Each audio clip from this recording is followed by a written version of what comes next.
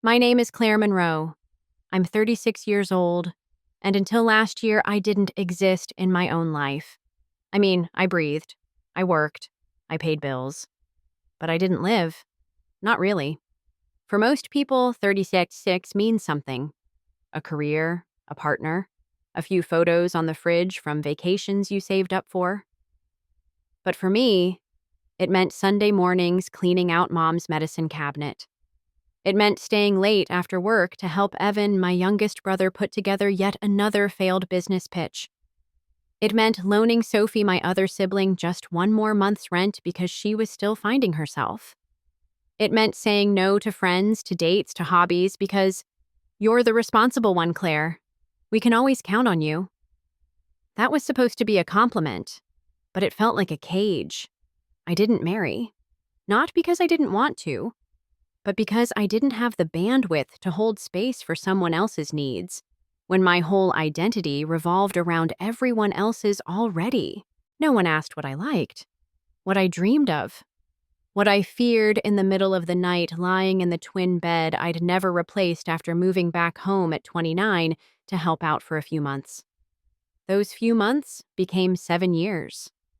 And one day, standing at the kitchen sink, washing the same 3 chipped mugs while listening to my mother complain that I'd forgotten to pick up her arthritis cream, it hit me like a freight train. I was living in a house I didn't own, following rules. I didn't make funding lives that weren't mine. I was the scaffolding for a building that never left room for me. And when I finally said, I think I need to move out soon, my father looked at me like I'd said I was joining a cult. Move out, he repeated. Claire, don't be ungrateful. And there it was, that word, ungrateful. It echoed through the air like a slap, a word soaked in accusation, wrapped in guilt, loaded with meaning. Ungrateful for what? For staying, for silencing myself, for pouring every ounce of energy into a family that never saw me as more than a placeholder. That night, I didn't sleep. I stared at the ceiling fan and thought, is this it? Is this really all there is for me? And somewhere between 2 and 3 a.m., I realized something simple, terrifying, and true. If I didn't leave soon, I'd vanish completely. I didn't pack my bags in the middle of the night. I didn't slam doors or leave notes scrawled in anger. That would have made it too easy for them to turn me into the villain in their story. No. I left like I'd arrived quietly, responsibly, and with no room for complaint. The plan started small. I picked up a part-time weekend bookkeeping gig at a cafe across town. Just cash. Just mine. I stopped forwarding my paychecks to the joint family account I used to maintain for convenience. I opened a new bank account in my name only. I found a 1-bedroom apartment above a tailor shop near the train station, worn floorboards, ancient radiator, and a view of a brick wall. But it had a lock only I had the key to. The first time I stood inside with nothing but my purse and a grocery bag of essentials, I felt something I hadn't felt in over a decade: possibility. At home, the other home, the one I still technically lived in, I started moving my books one at a time. A framed photo, a lamp I'd bought myself. Just small things one by one until the bedroom I'd occupied became less Claire and more generic again. They didn't notice. Of course they didn't. They only noticed what I did for them, not what I was. I rehearsed my words a dozen times. My dad, I've found a place. I'll still visit, but I need to live my own life now. But I never got to say them. Because the day I quietly mentioned I was considering moving, my sister Sophie rolled her eyes and said, "Please, you'd fall apart in a week." My mother laughed as if it were a shared joke. Claire couldn't survive without us. She wouldn't even know where to start. So I stopped explaining. I stopped defending. I stopped asking to be seen, and instead, I acted. 2 weeks later, I loaded the last box into the back of a rented hatchback and drove away without telling anyone. Not to punish them, not to make a scene. But because I knew now, they didn't want me happy. They wanted me available. And I was done being on call for a life that wasn't mine. The first night in my new apartment was quiet. Too quiet. No TV blaring from the next room. No Evan crashing through the hallway looking for his missing laptop. No one shouting for me to pick up dinner, fix the Wi-Fi, or find lost keys. Just the low hum of the radiator and the steady drip from a kitchen faucet I hadn't figured out how to tighten. I sat on the floor with a bowl of cereal, the only food I had in the place, and stared at the wall, wondering what I was supposed to feel. Free relieved. I felt untethered. For the first time in years, there was no one to anticipate, no role to perform. I didn't have to check in, prove I'd arrived safely, or answer where I was going next. And that terrified me. I cried that first night. Not because I regretted leaving, but because I'd never learned how to be alone without feeling guilt. Every part of me was still wired to react, to fix, to offer, to serve. The stillness felt like failure. But the next morning, I made coffee and drank it hot, not reheated after someone else's demands had pulled me away. I played music I liked. I took a nap on the couch at 2 p.m. because I could. These tiny rebellions felt revolutionary. No one asked what I'd done all day. No one called me lazy. No one cared. And that oddly was the beginning of healing. I started writing again. Nothing fancy, just thoughts scribbled in a notebook I'd bought on impulse at a bookstore around the corner. I wrote things like, I don't know who I am without them. But maybe that's not a bad thing. Maybe I get to find out now. And slowly, through the quiet, I began to hear a voice I hadn't heard in years. Mine. By the third week in my new apartment, something inside me shifted. Not dramatically, not like in the movies, just gently. Like the way a tight knot loosens in your chest without you realizing it. I was still working full-time at the logistics firm, same cubicle, same spreadsheet chaos, but now, after 5 p.m., the time was mine. And for the first time, I wasn't rushing home to make dinner for 5 or help Sophie with another life pivot. I started small. I bought myself a real bed, not a hand-me-down frame from my parents' basement, but one I picked out, paid for, and assembled myself. White oak, clean lines, mine. I started cooking not out of obligation, but curiosity. Miso soup, roasted carrots, couscous with lemon zest. Nothing fancy, but it was food I chose. No one complained it was too healthy or asked where the meat was. I joined a local Saturday yoga group. Not because I wanted to become bendy and enlightened, but because I'd never been in a space where people just existed without expecting something from me. That class became a sanctuary. No one there knew about my family. No one called me the helpful one. To them, I was just Claire, the quiet woman in the back row with stiff shoulders and an oversized water bottle. And that was enough. I also met Lena, a barista who remembered my name after 2 visits. She'd smile and say rough day before sliding me an extra stamp on my coffee card. We weren't best friends, but she saw me. And in a world where I'd once been invisible unless I was solving a crisis that felt like a miracle. I didn't post any of this online. Didn't update my family. Didn't explain where I was or why I'd gone. I didn't need to. Because for the first time ever, I wasn't trying to be understood. I was trying to be real. It started with a lunchroom conversation. A coworker, Melinda, was talking about her mother-in-law moving in and how exhausting it was to manage work, kids, and caregiving all at once. I made an offhand comment. Yeah, I was the family caretaker for years. It takes everything out of you. She paused, mid-bite. Wait, really? I never knew that about you. I shrugged. It wasn't really something I talked about. Well, you should, she said. There's a community group that meets at the library once a month. We're doing a panel next week about unpaid labor and burnout. You should come. I almost said no. Talking about my past, sharing what I'd spent months escaping from. But something inside nudged me. Maybe I was ready. So the next Thursday, I sat in a folding chair in a sunlit library room sipping cold tea from a paper cup, heart pounding. When it was my turn to speak, I kept it simple. I'm Claire. For 7 years, I put my life on hold to take care of my parents and support my younger siblings. I was told it was noble, that I was doing the right thing, but I didn't realize until I left that no one was ever going to hand me my life back. I had to take it. The room went quiet. Then a woman in her 50s leaned forward and whispered, "That's my story too." And another younger, maybe 25, said, "I needed to hear that. I keep thinking I'm selfish for wanting space." We talked for over an hour, not about perfect solutions, but about guilt, silence, emotional labor, and how hard it is to say enough.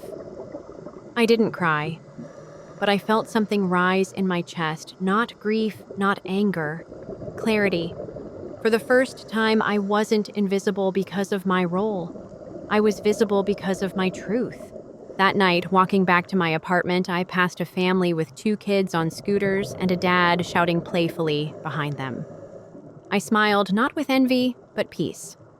I didn't need to recreate someone else's version of family. I was finally building something of my own. It happened on a Sunday. I'd just come back from the farmer's market with fresh strawberries and a bundle of lavender when my phone lit up. Missed calls, 6 of them. 3 from Mom, 2 from Sophie, 1 from Dad. Then the texts started coming in. "Mom, what is this? Where are you? Why is your room empty? Sophie, you could have at least told someone. This is so immature. Dad, you better have a damn good reason for disappearing like this." I sat on the edge of my bed, staring at the screen, heart pounding. Not one message asked if I was okay. Not one word that sounded like concern, only confusion and accusation. I didn't respond right away. I needed a moment, no a day to breathe. By that evening, there were voicemails. Mom crying, Dad yelling, Sophie accusing me of abandoning the family and acting like a victim. Evan, the one I thought might understand, simply said, "This is really selfish, Claire. You don't get to just walk away and pretend we don't exist." But the truth was, I hadn't pretended they didn't exist. They had acted like I didn't for years. I wrote one message. Just one. I'm safe. I've moved. This was a decision I made for my health and my future. I won't engage with blame or guilt. I hope in time you'll respect that. Then I silenced my phone. I curled up on the couch, lavender bundle still in hand, and took the deepest breath I'd taken in years. For the first time, their chaos wasn't mine to fix, and the silence that followed. It wasn't lonely, it was liberation. The silence stretched into days, then a week. And surprisingly, I didn't crumble. No anxious pacing, no crying on the floor, no overwhelming guilt that used to choke me anytime I said no. Just stillness. I went to work. I made soup. I read before bed. I lived. The text messages slowed. The missed calls stopped. Eventually, they gave up trying to provoke a reaction. That's when it hit me. For most of my life, I hadn't been reacting to who they were. I'd been reacting to who they expected me to be. The good daughter, the fixer, the one who made holidays happen and settled every argument and dropped everything at the last minute. But now there were no performances to keep up. No plates to spin, no guilt loop to manage. I didn't have to prove I was right. I didn't have to convince anyone of my worth. I didn't have to rehearse conversations or draft long explanations. I didn't have to react at all. And in that space, that beautiful, quiet space, I began building a routine that felt like mine. Mornings with hot coffee and no interruptions. Evenings with music and candlelight instead of family drama over dinner. Saturdays spent wandering bookstores instead of grocery store aisles with a shopping list that wasn't mine. I wasn't just free. I was whole. And slowly, I began to see something remarkable. Every time I didn't pick up the phone, every time I didn't explain, every time I didn't fall into the role they'd written for me, I reclaimed a piece of myself. Not with force, but with peace. There was a sketchbook in the back of my closet, dusty, slightly warped from age and humidity. I found it one evening while cleaning out the last of my moving boxes. It had been tucked between old textbooks and tax folders, a forgotten remnant of a version of me that once believed in something beautiful. I flipped through the pages slowly. Ink lines, pencil smudges, watercolor attempts, half-finished portraits, abstract bursts of color. I had drawn these in college, before I dropped out of art school to help at home for a semester. That semester turned into forever. I hadn't drawn in over a decade. Not once.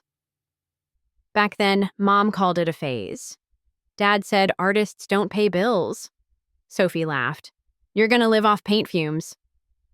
So I'd put the sketchbook away. That night, I bought a fresh set of pencils, just to see if my hands remembered. And they did. Not perfectly, not confidently, but enough to feel something stir. I began to sketch in the mornings before work. Faces from memory, coffee cups, hands, the curve of my own collarbone in the mirror. It wasn't about being good. It was about being alive. I started carrying a small notepad in my purse, doodling while waiting for the train or sitting in the park. Then one Saturday, I found a flyer taped to a coffee shop window. Open call local artists exhibit theme, reclaim. Something inside me pulsed. I tore the flyer down before I could talk myself out of it. Over the next 2 weeks, I poured every ounce of who I was becoming into a single piece. I called it Unlearned. It was raw, stark, intimate, and I submitted it. No fanfare, no expectations, just a quiet act of rebellion, the kind that says I deserve to take up space. That small act. It cracked something open in me. For so long, I'd waited for permission to be who I was. And now I realized I didn't need it anymore. It started with a text from Evan. Hey, you around? Need a small favor. I stared at it for a while. It had been almost 3 months since the last angry voicemail. 3 months of nothing. Silence that had felt like closure. But here he was. I answered cautiously. What kind of favor? The reply came fast. Need a short-term loan. My app launch is delayed again, just till next month. Promise. A familiar tightness gripped my chest. The old reflex reach rescue refill the cup. But I didn't answer right away. Instead, I went for a walk. Leaves were starting to turn golden along the sidewalk. A chill in the air. The kind of evening that used to make me feel restless, now it made me feel grounded. When I got home, I replied, I hope it works out, Evan. But I'm not in a position to help financially right now. He read it instantly, but didn't reply. An hour later, a message from Mom came in. Evan said, you refused to help. We didn't raise you to turn your back on family. I sat still, letting the words sit between us like a wall. Raise me. They hadn't raised me to be generous. They'd conditioned me to be available. There's a difference. Then Sophie chimed in. Wow, Claire. All that free time and freedom gone to your head. Thought you were better than us now. No, not better. Just done. I didn't answer either message, because I wasn't obligated to carry what no longer belonged to me. Later that night, I lit a candle, pulled out my sketchbook, and shaded the corner of a new piece, one with heavy brushstrokes titled, No is a Complete Sentence. The event was hosted by a regional nonprofit. Topic: Invisible Work. The Cost of Being the Good Daughter.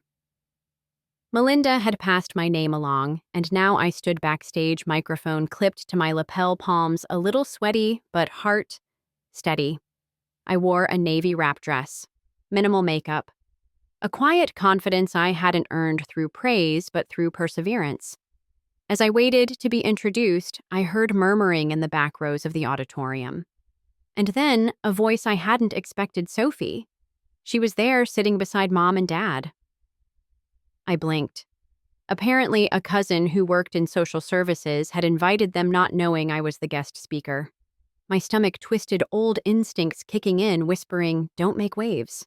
Don't upset them." But then the host said my name. "Please welcome Claire Monroe, writer, artist, and advocate." Applause, lights, 100 eyes, and 3 pairs I used to dread meeting. I took the stage anyway, and I spoke. Not just about facts or statistics, but about my story. For years, I believed my value came from what I could offer others, that my presence had to be earned through sacrifice. I gave and gave until I realized I didn't exist outside of my usefulness. Leaving wasn't an act of abandonment. It was an act of self-rescue. I didn't walk away from my family. I walked toward myself. There was silence when I finished. Not the cold kind, the reverent kind. Then applause, warm, sustained, real. From the stage, I saw my mother's eyes narrow, my father's jaw set. Sophie whispered something, but no one laughed. Because in that moment, they weren't the center of the room. I was. And not because I was perfect, but because I had finally chosen to become someone outside of them. I slipped out the side door after the event, avoiding the main lobby where the audience mingled. But they found me. Of course they did. Claire Sophie called her heels, clicking fast behind me. I stopped. Not out of fear, out of curiosity. I wanted to see how this version of them would try to speak to this version of me. Mom reached me first. "You really think standing up there talking about us like we're villains is brave?" she snapped. Dad folded his arms. "You made us sound like monsters," Sophie added. And seriously, "Claire, that little speech, that was your truth." I stood there quietly, letting them vent, letting the weight of their disappointment fall, and for once not trying to catch it. "I didn't use your names," I said calmly. "I shared my story, the one I've lived." "That story is one-sided," Mom hissed. "No," I replied. "It's just mine." They didn't know what to do with that. "Because guilt only works on the willing." Dad tried one more angle. "So this is who you are now. Someone who tells the world their family failed them." I looked him straight in the eye. "No," I said. "I'm someone who finally stopped pretending she didn't matter." The silence that followed was loud. Sophie scoffed. "You're just bitter. Maybe once I would have begged them to see me, explained myself, pleaded to be understood. But I wasn't that woman anymore." I nodded politely.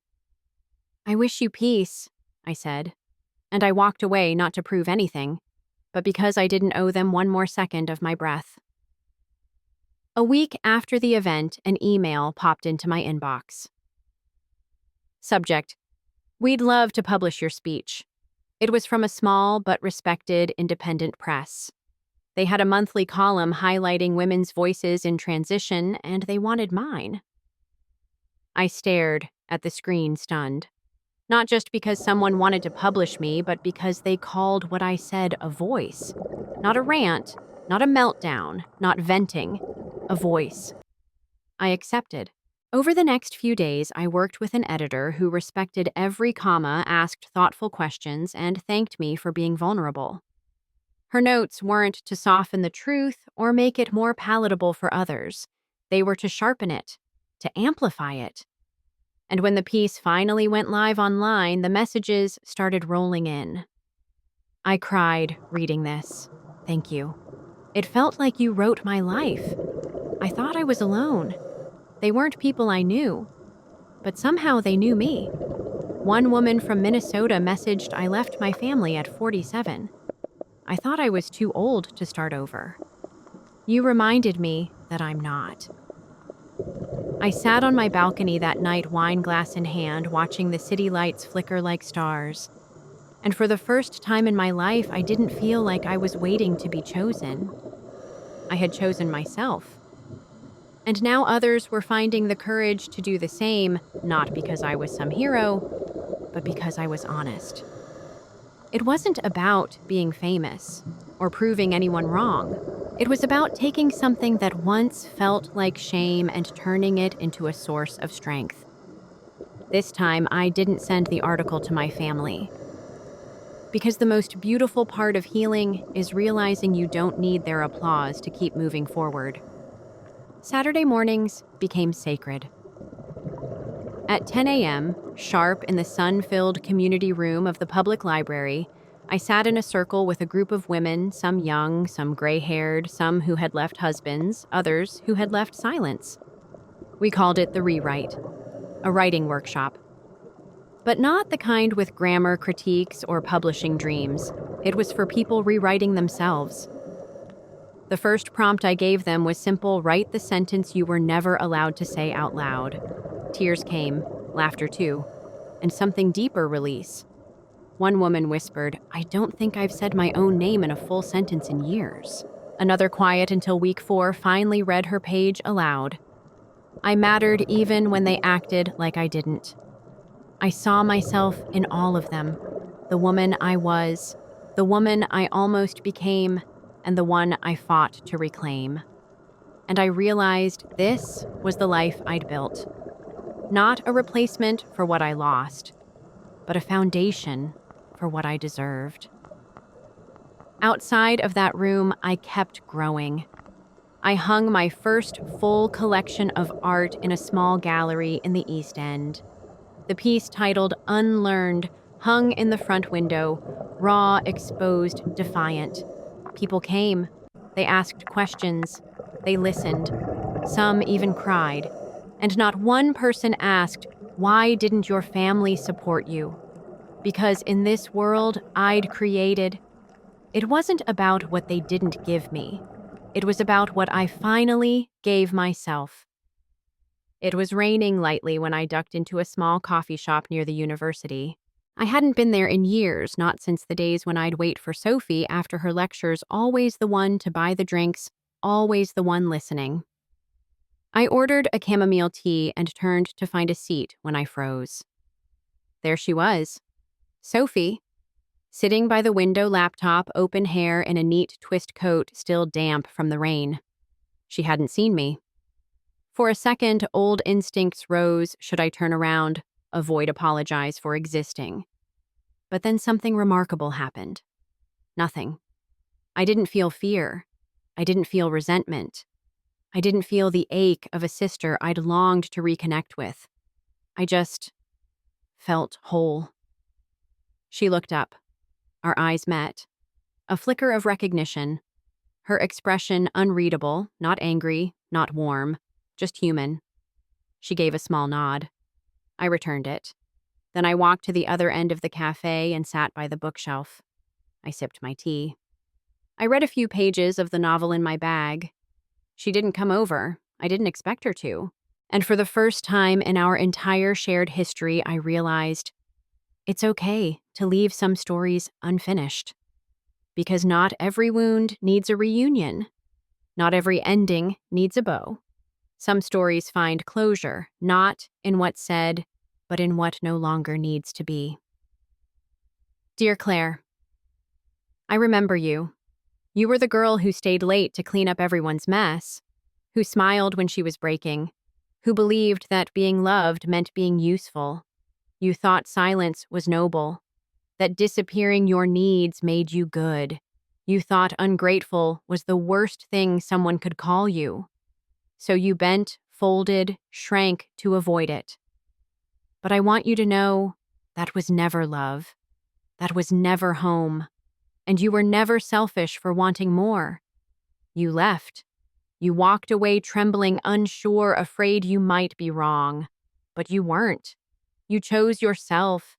You built mornings without apologies, friendships without conditions, a body that breathed without flinching, a voice that didn't tremble when it said no. You made art again. You taught others to find their voice too. You didn't become perfect. You became true. And that is enough. That is everything. With love, Claire, the woman who finally came home to herself.